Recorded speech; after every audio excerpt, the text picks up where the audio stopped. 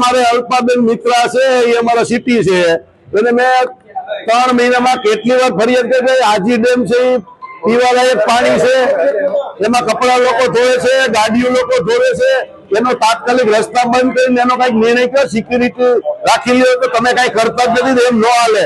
એટલે હું એને 2 શબ્દો કહેતો હતો, તમે સાંભળી ગયા, તમે જવાબ લીધો, તમને મારો જવાબ છે.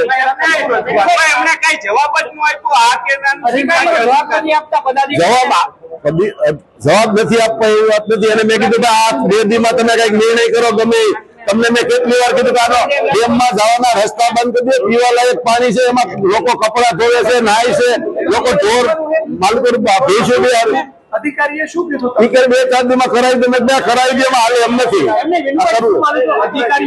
અધિકારીઓનું માનતા નથી, શું કહેશો તમે? પદ અધિકારીને મેં કોઈને કીધું જ નથી. મેં મારા પર્સનલ 2-3 વાર એને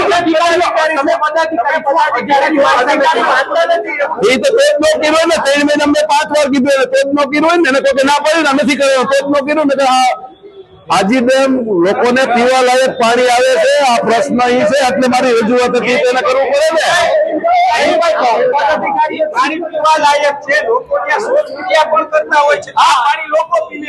પીવે છે તો અલ્પાબેન મિત્ર ને જ કીધું, તમે એવું કામ નિર્ણય નથી લેતા ભાઈ?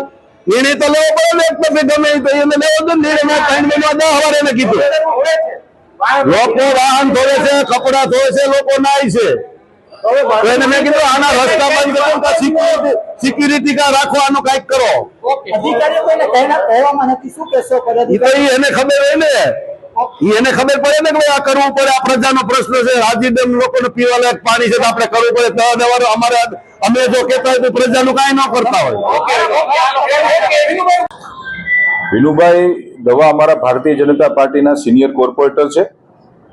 એની રજૂઆતને ધ્યાનમાં લઈ મારા ધ્યાનમાં પણ આવ્યું છે. અધિકારીઓને વારંવાર કહે છે એ સંબંધિત અધિકારીને આજ બપોર પછી હું બોલાવવાનો છું અને વિનુભાઈ દવાની સાથે બેસાડીને એના લોક ઉપયોગી જે કોઈ પણ પ્રશ્નો હશે એ તમામ પ્રશ્નોનું નિરાકરણની હું આપના દ્વારા ખાતરી પણ આપું છું. અધિકારીઓ પદાધિકારીઓ માનતા નથી એટલે આ રજૂઆતો અવારનવાર કરવી પડે છે. અધિકારી રાજ ચાલે છે. બિલકુલ અધિકારી રાજ નો ચાલે. લોકશાહીમાં હંમેશા ચૂંટાયેલો જનપ્રતિનિધિઓ એ કાર્ય કરતા હોય છે.